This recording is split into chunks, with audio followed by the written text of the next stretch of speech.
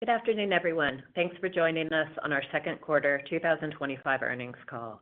The press release and slides accompanying today's call are posted on our website and available at investors.maravai.com. During today's call, management will make forward-looking statements and refer to GAAP and non-GAAP financial measures. It is possible that actual results could differ from management's expectations. We refer you to slide 3 for more detail on forward-looking statements and our use of non-GAAP financial measures. The press release provides reconciliations to the most directly comparable GAAP measures, and we also post reconciling schedules to the IR website. Please also refer to Maravai's SEC filings for additional information on the risks and uncertainties that may impact our operating results, performance, and financial condition. Now I'll turn the call over to our Chief Executive Officer, Bernd Brust. Good afternoon, and thank you all for joining. I'm Bernd Brust, and I'm very pleased to be hosting my first earnings call as Maravai's CEO. I'd like to begin with my reasons for accepting the role as CEO, and in this context, frame for investors the incredible opportunities I see ahead for the company. Over the past 30 years, I've been a leader of many successful life sciences companies that have experienced both growth and transformation. My approach centers around alignment, strategic clarity with operational discipline to drive meaningful, measurable results. I've had the rare opportunity to work directly on a long list of breakthrough technologies in the life sciences sector, including in multiple CEO roles. Most recently, I was the executive chairman, and prior to that, the CEO of Antylia Scientific, a global provider of tools and solutions for diagnostic testing, sample preparation, biological monitoring, and environmental analysis.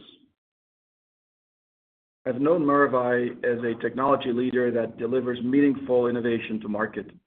When I was approached about the CEO role, I took a close look, and what stood out to me was how rare it is to find a company in the life sciences tool space with this combination of proprietary technologies, trusted brands, and untapped market opportunity, and one I was excited to help shape. I came into this role with a clear understanding that realizing Maravai's full potential would require change. There's important work ahead to position the company for sustainable, profitable growth. I've spent my first 60 days understanding where we stand and where we can go next. We completed a top-to-bottom review of our strategy, structure, and financial plans to sharpen our focus and reallocate resources toward initiatives with the greatest potential for impact and return. Through direct engagement with global customers and competitive benchmarking, we gained a clear view of where we lead and where we must sharpen our focus to win. I spent time with team members across the organization and gained a clear view of what's working and where we face challenges. I've been encouraged by the expertise and dedication of our people, but to move forward, we need to build a stronger culture of accountability and help our teams execute with focus and purpose. From these learnings, we've established a 3-part plan to put the business on the strongest footing to deliver on Maravai's full potential. Let's turn to slide 6. First, we are making a commitment to improve operational excellence and execution. On Friday, we initiated a restructuring plan designed to significantly reduce our operating costs. Through reductions in headcount and non-headcount related expenses across all functions in our organization, we expect to lower our annualized expenses by more than $50 million. These reductions will be phased in and should be complete over the next 12 months, with the majority of the savings actioned on in the next 2 quarters.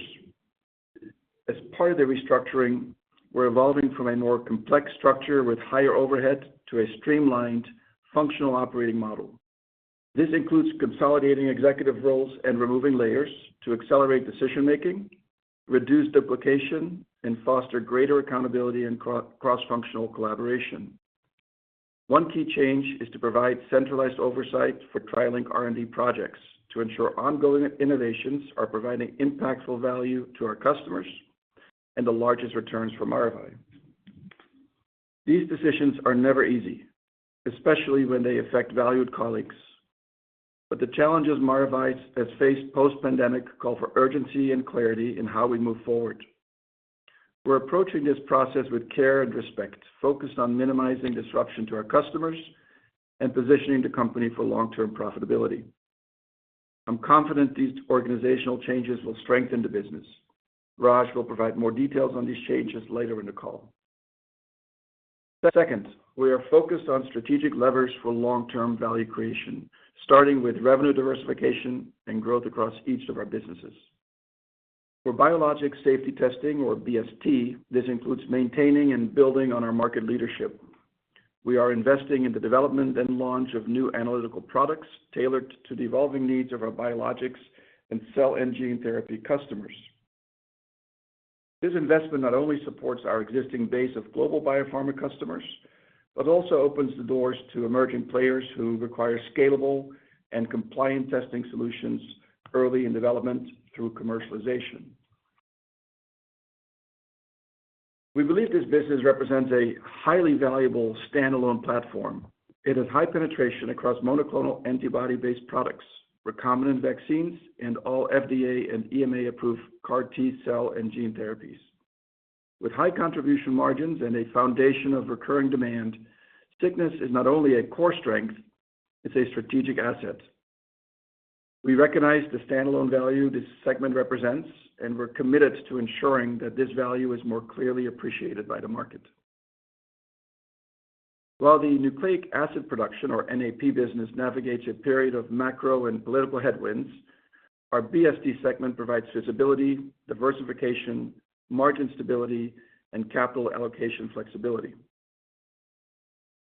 Within the NAP business, we are building on our GMP consumables capabilities. We see this as an area where we hold a distinct advantage.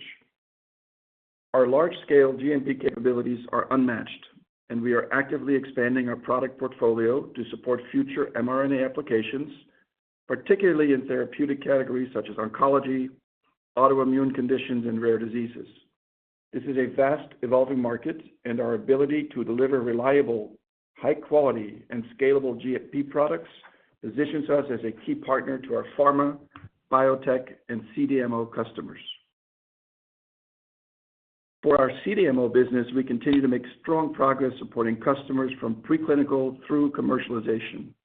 We're not just a supplier, but an extension of our customers' teams, working side by side with them every day. This trust and partnership leads to stickier relationships, helping us win follow-on contracts as our customers' program advance. It's a key driver of both near-term revenue and long-term customer relationships, increasing the likelihood that we'll support programs from early research through commercial launch. And for our research customers, we are broadening access to our technologies through innovation and expanding our consumables portfolio. We are also investing in our e-commerce infrastructure and AI capabilities to provide a more streamlined commercial experience for our research customers.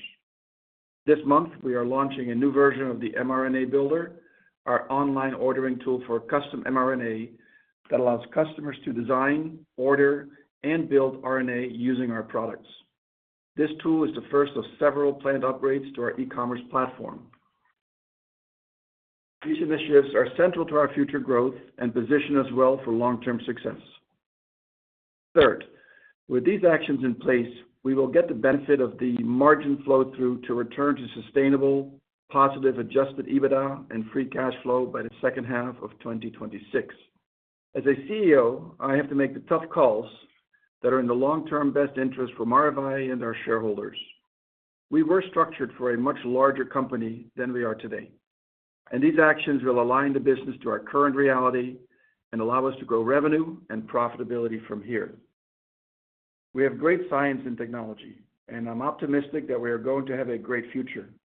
While there is more work ahead and we continue our comprehensive business review and complete our budgeting process, I'm confident in our team's ability to execute and be energized by the opportunity to build a stronger, more focused company for our customers, employees, and shareholders.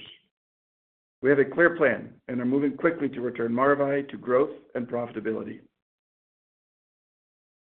Now, I'd like to introduce Raj Asarpota, our new CFO, who joined Maravai on June 30th. As you can see on slide 7, Raj brings over 3 decades of financial leadership experience across both public and private organizations as they went through significant transformation and growth.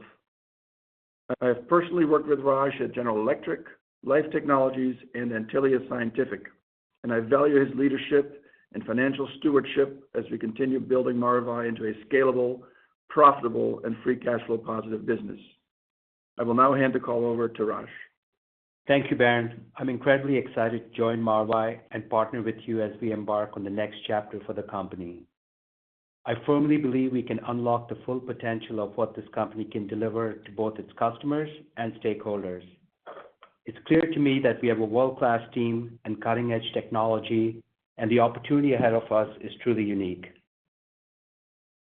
We are laying the foundation to drive operational excellence and disciplined growth as we strategically size and scale the business.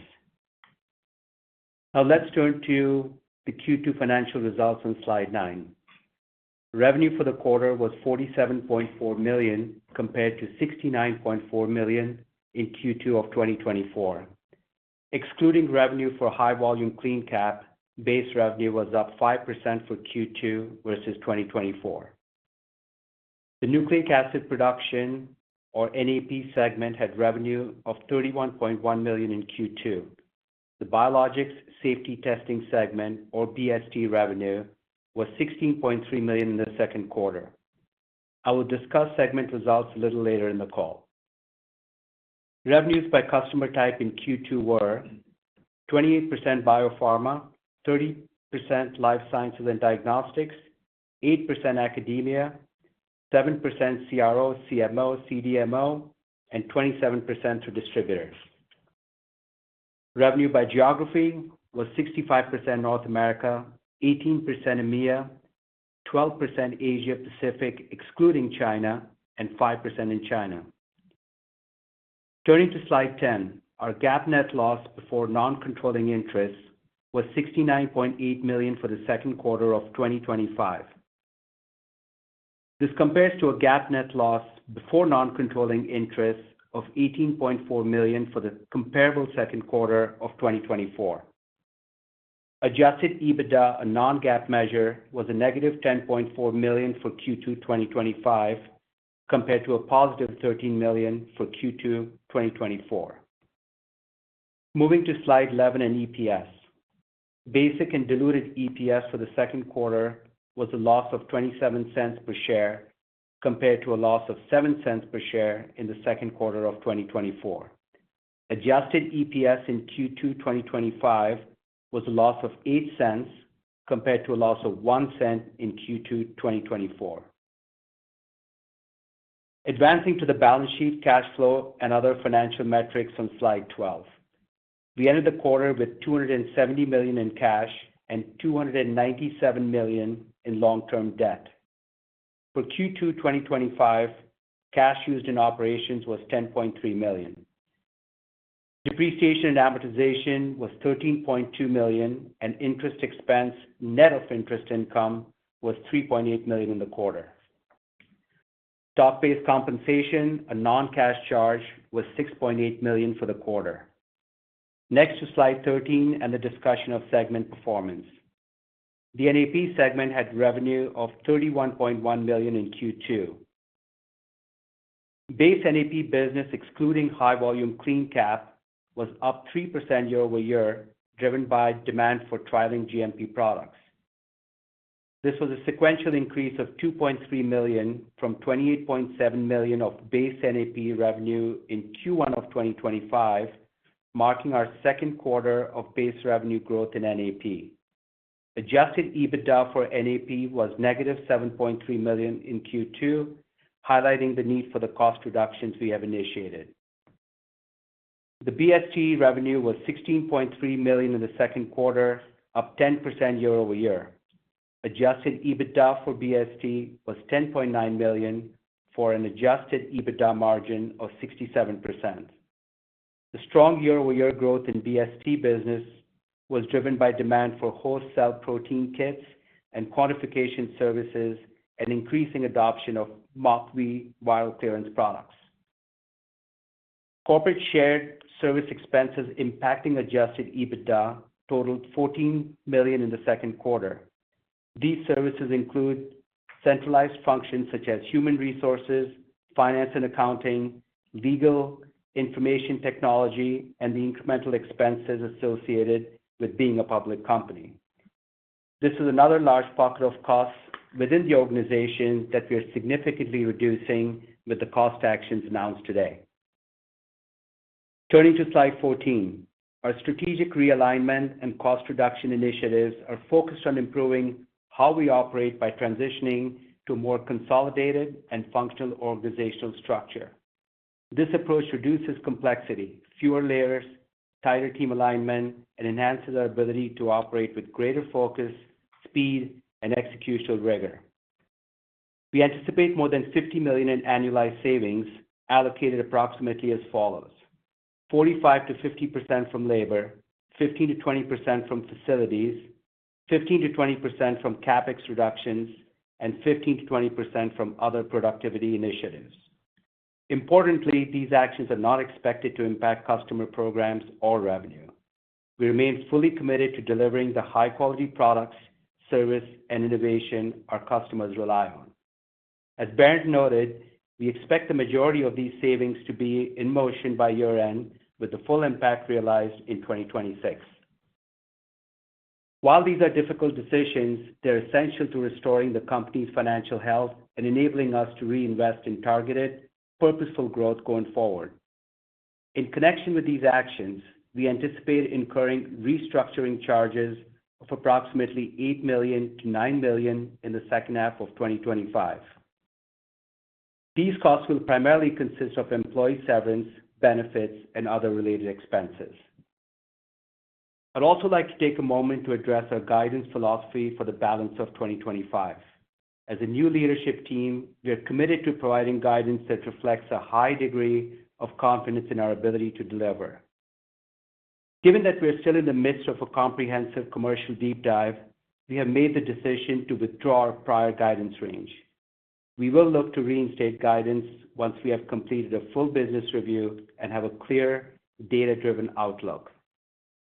In 2025, we have no orders for high-volume CleanCap. However, we are encouraged by early indications from a customer for high-volume CleanCap for shipment that is anticipated in early 2026. Finally, before we move to Q&A, I'd like to share a few reflections from my first 40 days. What I've seen is a company with tremendous runway ahead, and that's exactly why I was excited to join Maravai. In addition to the immediate actions we've taken, we believe there are further levers we can pull to enhance profitability.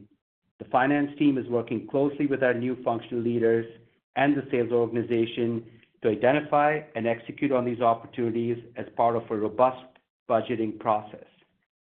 As part of this effort, we're also upgrading our commercial metrics, introducing bottom-up KPIs to validate our top-down market assumptions and strengthen accountability across the organization.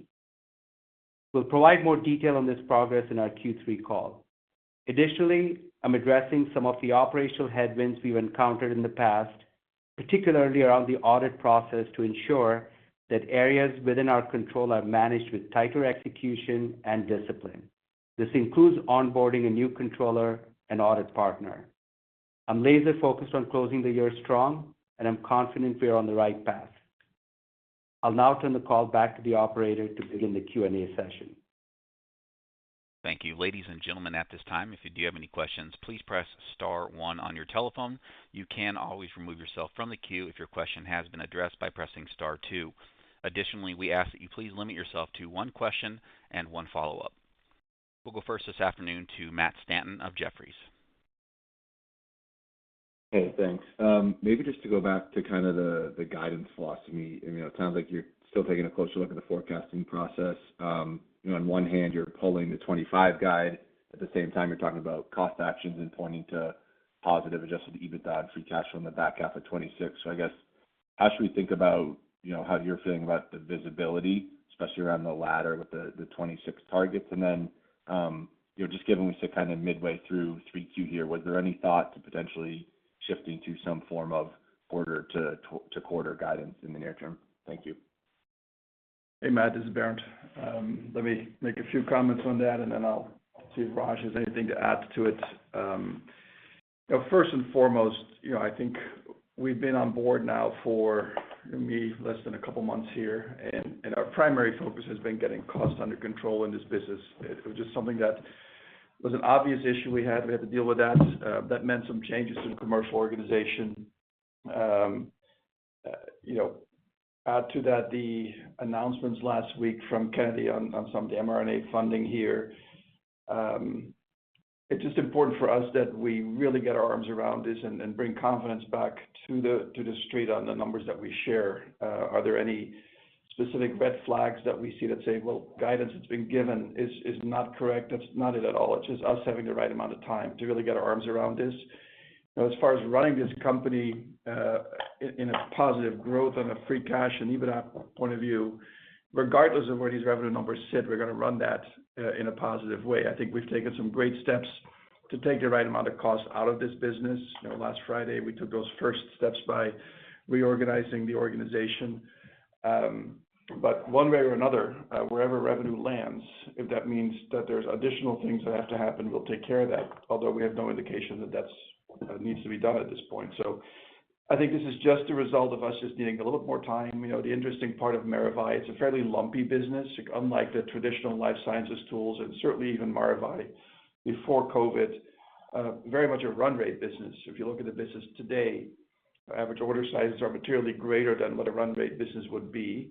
That means you just have a little bit more susceptibility to performance by quarter, and we just got to get our arms around that. It's nothing more than that.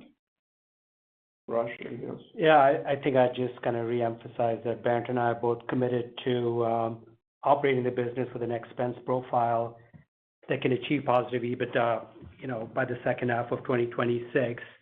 As Bernd mentioned, with the restructuring, we also had to change out on our sales leadership side, which also impacts kind of how we think about guidance.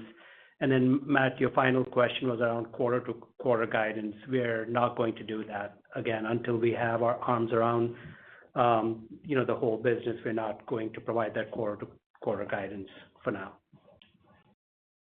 Thanks. That's helpful. And then maybe just on 2Q, BST, nice quarter. I think typically 1Q seasonally stronger there, but if I exclude 1Q the last few years, I think 2Q was the highest dollars in that business going back to the back half of 22, if my math is right. So could you talk about the durability of kind of the improvement and solid trends you saw here in 2Q? And then can you just clarify that you are not seeing any pull forward dynamics out of China or Asia in that business in 2Q? I know some other folks in the bioprocessing chain have kind of called that out, just level of visibility into, no pull forward dynamics into that 2Q number. Thank you.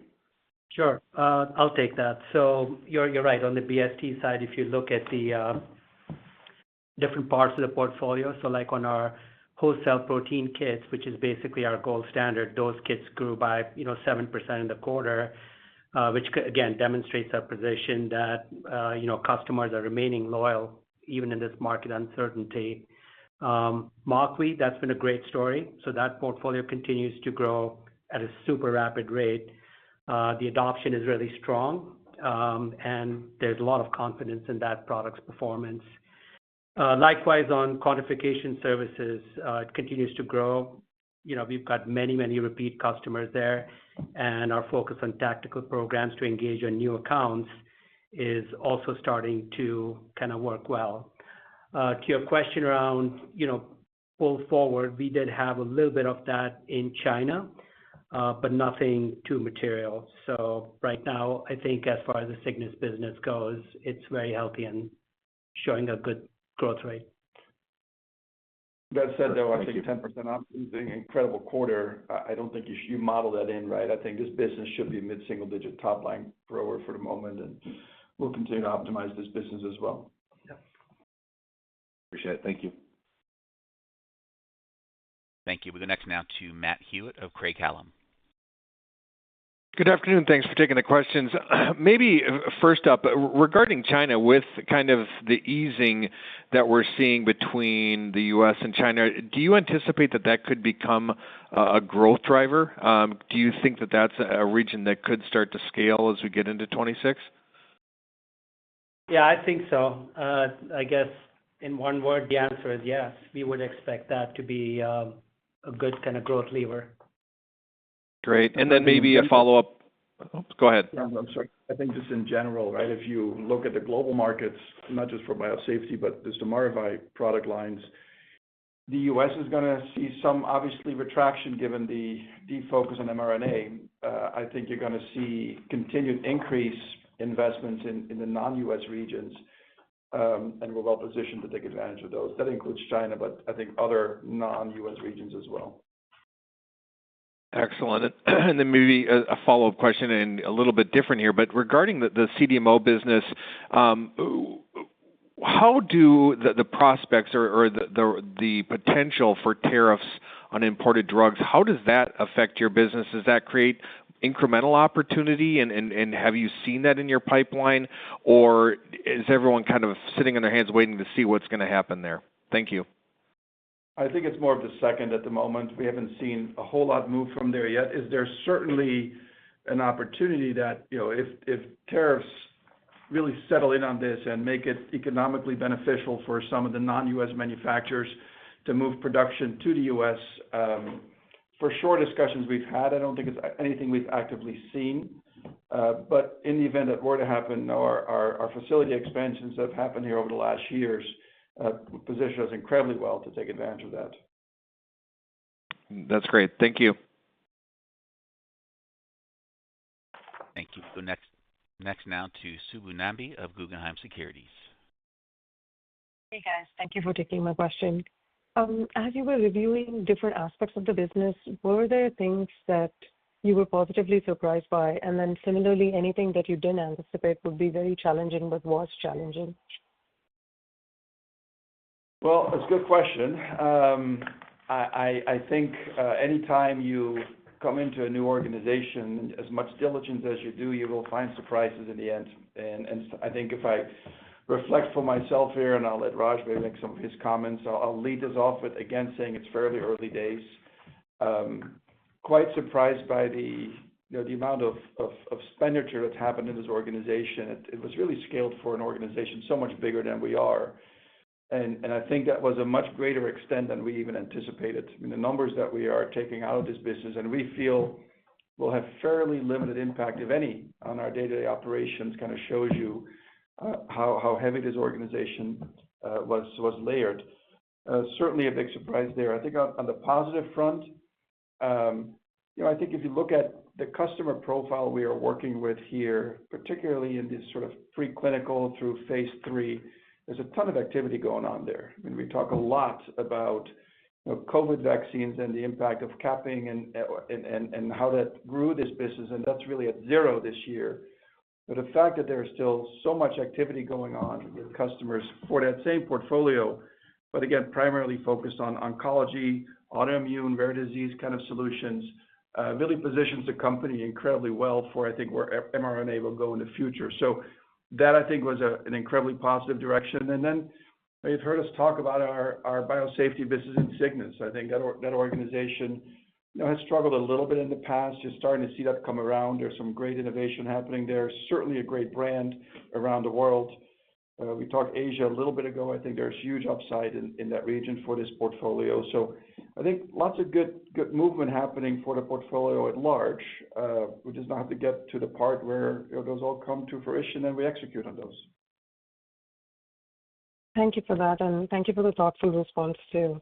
I know you said there's a large focus on a clean cap, but could I just, if possible, add one? You said you had encouraging conversations with a customer for a shipment in early 2026. Could you provide some more color here, like just confirming you're defining high volume clean cap the same way as before? Yeah, I'll take that one. So yeah, we do have an indication and a binding order for high volume clean cap in 26. We're not going to give you the name of the customer or any additional color yet till we've got things sorted out. But I think it's an encouraging sign. We don't expect high volume clean cap to return to the 2024 levels. But having said that, this is at least a step in the right direction. We are basically going to run our business just like we have done this year in thinking that anything that we get from high volume clean cap is really going to be more upside. All of our business is going to be managed as if we had no clean cap in our model. So, to the extent that these orders come in, there'll be a nice incremental kind of goodness to the business, but we're not counting on it. But maybe use this opportunity to set the stage of how we label things. So high volume clean cap really is COVID clean cap, right? Let's call it that. We're going to get away from that kind of terminology. High volume clean cap in the end, hopefully, will be many other therapeutics that go to commercialization, and we'll use our caps and other consumables to manufacture those therapeutics. So high volume clean cap in this question is exactly how you would have thought about it in the past. As we progress, assume that will be labeled differently. But that's just sort of setting the stage for the future here. Yeah. Thank you for that, guys. Good luck. Thanks. Thank you. We'll go next now to Kyle Cruz of UBS. Hey, thank you for taking questions. Some peers have talked about multi-year headwinds in scientific R&D spend going forward. You've achieved, mid-single-digit base business growth, not commenting on the current guidance, but looking forward, how should we think about the business over the midterm and how it should and how your growth outlook of the business is? Thank you. I'll take a couple of comments here, and I'll hand it to Raj. Clearly, you can feel great about the U.S. funding environment in research, specifically in mRNA. Now, our business exposure today is not that significant there. We get most of our revenues from other parts of the business, including GMP and CDMO at this point, certainly from biosafety. But I think at a much broader picture for the U.S. markets, we're going to continue to see material research investments outside of the U.S. And, that would be great to see where that leads for this country in the future as it relates to new therapeutics coming to market with this technology. So I think our business directly won't have material impacts, but it would be a shame to see for this market locally here not to start coming back into mRNA research in the long term.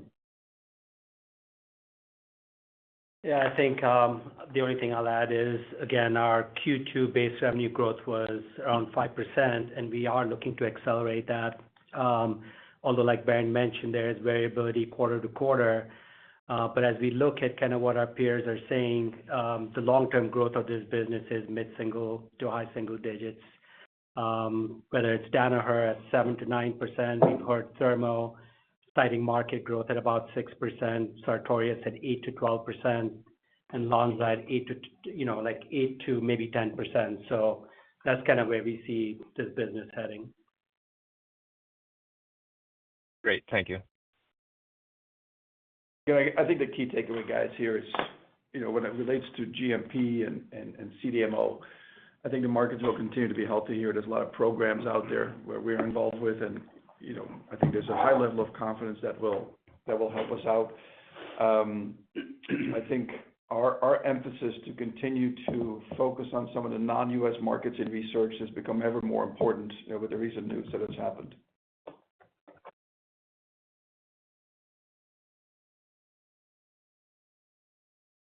So can we go to the next question, please? We'll go next now to Brandon Couillard of Wells Fargo. Hey, thanks, guys. Good afternoon. Bernd, you talked a lot about e-commerce in your prepared remarks as part of the strategic review. It's not been a topic that's, I think, come up much in the past. Do you think you were missing out on revenues before? How much of the revenue base is currently e-commerce today, and where should that be over time, and what kind of investment do you need to make there? Thanks. Yeah, it's a great question. For starters, do I think it's important? Yes. Right. Today's revenue in Maravai is not very significant in the research world, and I think that's really where e-commerce helps you out. It's not that economically viable to put a large team of salespeople in the field for fairly small average order size opportunities, particularly with a fairly narrow portfolio that we have here. So it is very important. As you know, we bought Affiliation earlier this year. They really have a really nice AI engine that will help design custom RNA for research customers. We just brought that live on site, I think, last week in sort of a beta version.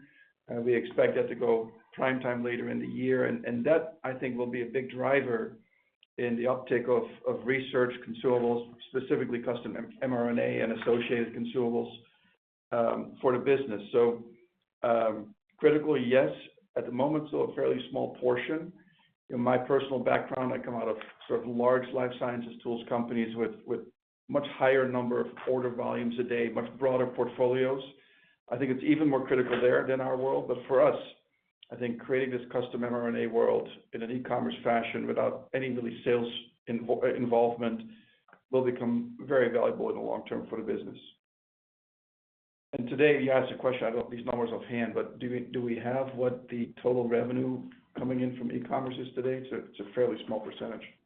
It's very small. Yeah, it's single digits is my guess. Yeah. Okay, and then just one clarification. I mean, based on your comments about the strategic review, it sounds as if you're pretty committed to keeping the BST business in the portfolio. I just want to make sure that it'd be safe to conclude that kind of based on your initial assessments. Thanks. Yeah, listen, our goal as a leadership team is to create value for our shareholders. And so what that means then in the long term, whether that is selling assets or buying assets or organically investing, we're not ready to make any comments on that. Yeah, what I would add is just basically us focusing on restructuring the company, making it profitable, just gives us so much optionality and flexibility. So all these decisions will be a lot easier once you have that optionality. So right now we are focused on growth, and that's what will deliver value to the shareholders. So stay tuned on that. Thanks. We'll go next now to Catherine Schulte of Baird. Hey guys, thanks for the questions.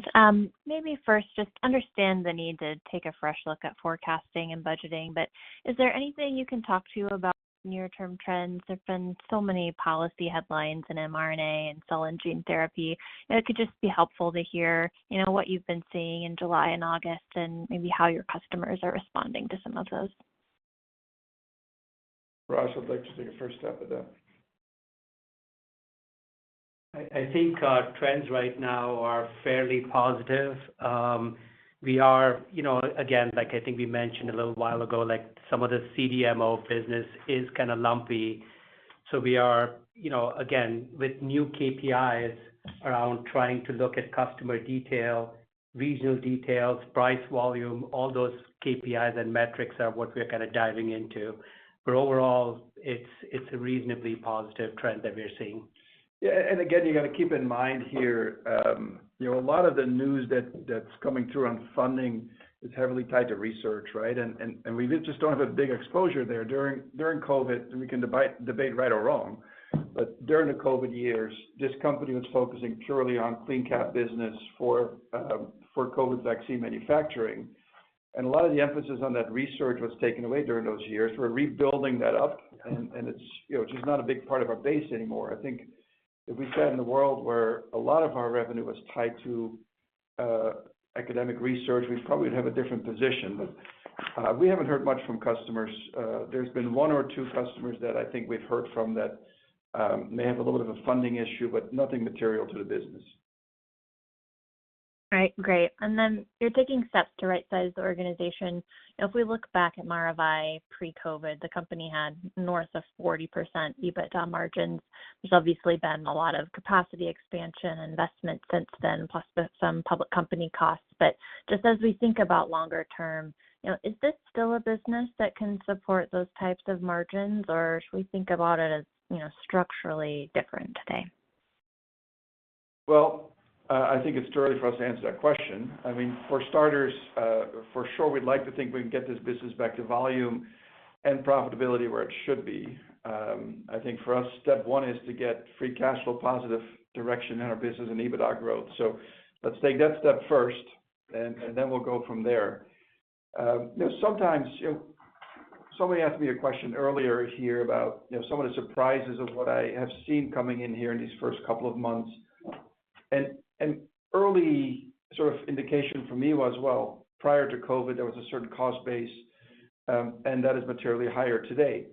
Now, I do think that a lot of that cost is coming out. That's good. But you also have to keep in mind that we do have GMP manufacturing capabilities today that inherently are a little bit more expensive. They will have a little bit more cost basis. but it also sets you up for some really, really large deal opportunities and some high margin consumables. So kind of lumpiness we've been talking about, I think we are right-sized. I think we are playing with a portfolio that is incredibly well positioned for new mRNA therapeutics coming out in the future. How that will play out over the short term, I think that's what we're getting our arms around. First and foremost, again, getting this business back to profitability versus what we've seen in the last 6 months here is our first and foremost priority.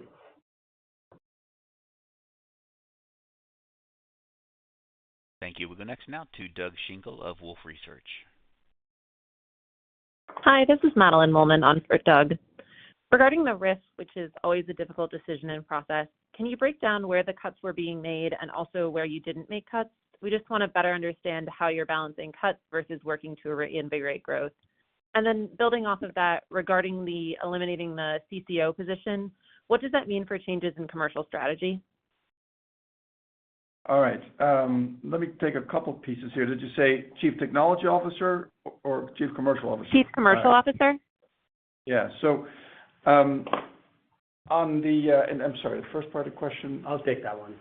So on the Chief Commercial Officer side, we have a very, very large commercial organization that simply needs to be scaled back to where I think the focus should lie.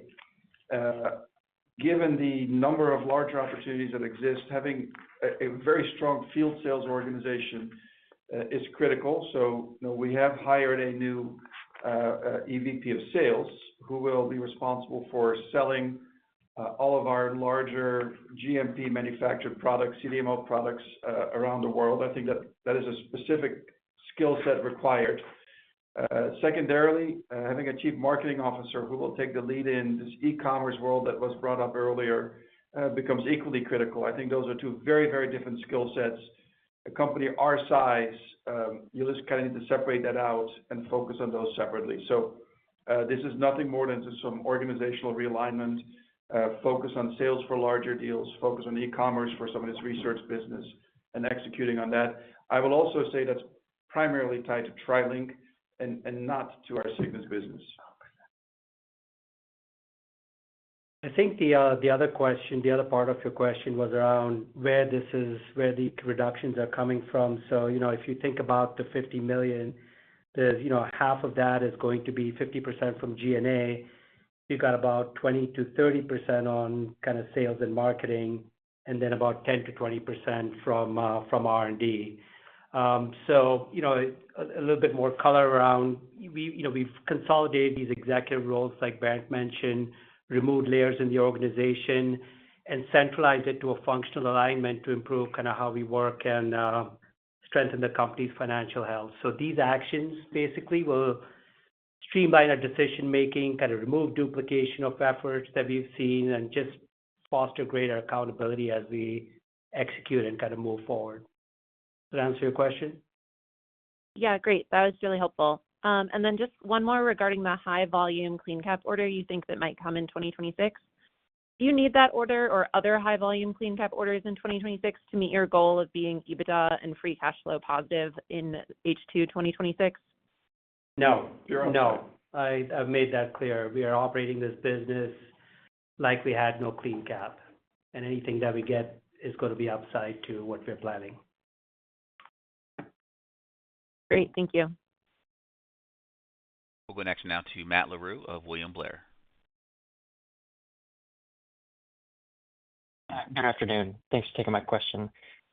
You mentioned a couple times throughout the call, you highlighted the standalone value of BST and also referenced working to create a vision for what an attractive life science tools asset would be. If we think back to how Maravai was created by aggregating 4 independent assets in different parts of the country, some of them pitted products like HCP, some of them large fixed cost reagents offerings like the NAP business in Diego. It was sort of, as you referenced, built to be a bigger diversified company. Some of that you've paired off over the years, like the protein business. Now, as you think for the future, how do you think about right-sizing what you're doing from an operational standpoint, but then rescaling, to your point, that attractive life science tools would be? Do you think building around customers as you did before, around capabilities, around geographies? I understand that it's early, but as you got together with the board and you accepted these jobs, what was sort of the vision here? For starters, I think it's a really good question. If you look at Maravai when it started, honestly, I think it was a little bit more of a holding company setup at buying good assets at good valuations and kind of trying to optimize those accordingly. I'm not 100% sure that had a really well thought out exit strategy at the time, but this is 2018 or whatever, maybe even earlier. So some time ago. Why did we call out biosafety in our earnings call, I think 2 or 3 times? I think it's just a reality. If you look at Maravai today and where it trades, that business is incredibly valuable as an asset, and 99% of the discussion we're having are on our TriLink business. So I think we're just trying to call that out as an asset that we shouldn't overlook. We must understand the value that brings, and whether we are going to sell that asset or not, as I said earlier, and Raj responded to. We're here to create ultimately shareholder value, and the decisions we're going to make, whether we divest or whether we acquire other assets and leveraging our capabilities to put those together, well, that will happen. We will think about, after we stabilize this organization, how can we add new assets into the business to make these assets stronger, and we'll think about whether or not some fit or not, but we are by no means ready to make those decisions today. Understood. You referenced obviously the timeline for the operational changes in terms of most of them occurring by calendar year end. It's more challenging to put timelines on strategic reviews. I get that, but there's obviously an element of an overhang, be it on employee turnover or customer conversations with this out there. Do you have any sort of sense for a timeline you'd like to hold yourself to sort of emerge on the other end of the strategic review? Yeah.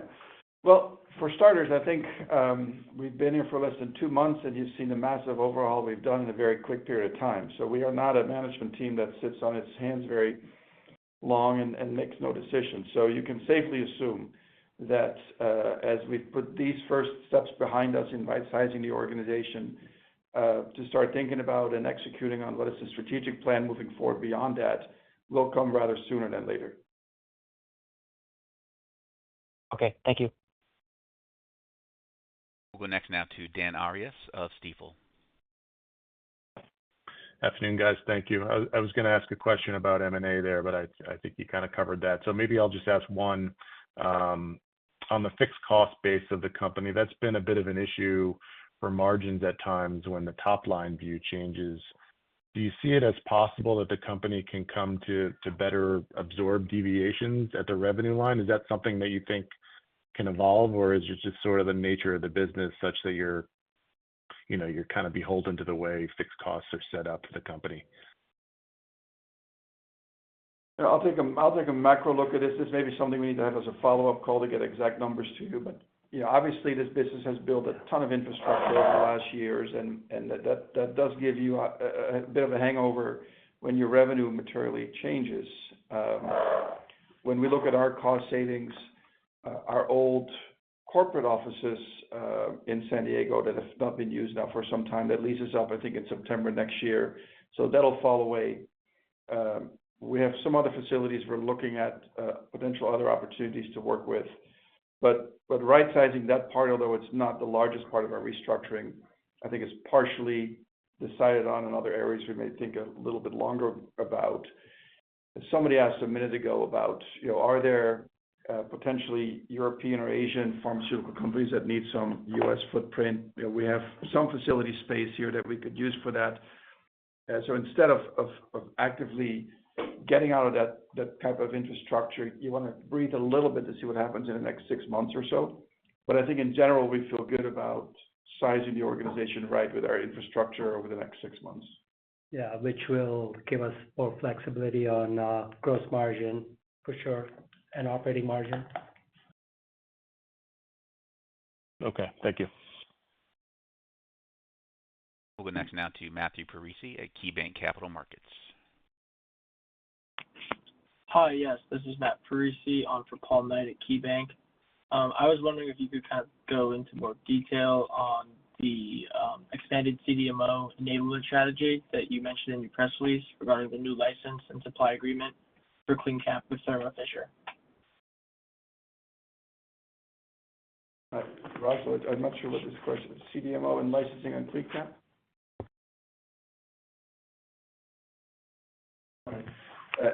That's specifically the Thermo one. Listen, I think that's just another example of CleanCap being used not just by our own CDMO capabilities, but broader CDMO as well as pharmaceutical manufacturing. Clearly that's one of our, if you look at our consumable space, our GMP consumable space, having as many targets out there, whether they are manufactured by a pharmaceutical company or whether they're manufactured by a CDMO, ours or somebody else's, we want CleanCap to be used as much as possible. And this agreement was just another licensing agreement with Thermo, and that will hopefully lead into a number of opportunities beyond what we have today. Okay. Thank you. That's really the bulk of my question. Thank you. We'll go next now to Justin Bowers of Deutsche Bank. Hi, good afternoon, everyone. Just a two-parter for me. You talked about the preclinical market earlier in the prepared remarks. Can you discuss some of the trends that you're seeing in, either the order book or the RFP volume over the last, call it 6 to 12 months? And then part two would just be on the broader commentary on mRNA. Are you starting to see opportunities ex-US as a result of some of the announcements and sort of the policy and regulatory environment since last November? Yeah, I'll give you more of a macro answer, and then maybe Raj, you have some specifics. I'm not sure what we have in front of us here, but I think if you look at the broader market, there's no question that the number of targets that are out there that are appearing in preclinical, moving their way through phase 1, 2, 3, I think it's a solid number. When you look, for instance, at our Q2 numbers, although still in research, it's mainly GMP consumables that are picking up there. So I think there's good activity there. Much of it still sits in the U.S., quite frankly. But as we look at our funnels outside of that, I don't know the exact numbers here, but we're seeing great growth as it relates to GMP manufactured consumables, which all sits in clinical trial stages. And if I recall, in Q2, our research growth primarily came from GMP consumables. Right.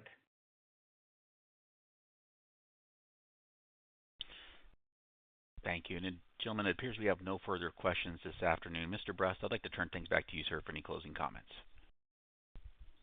Thank you.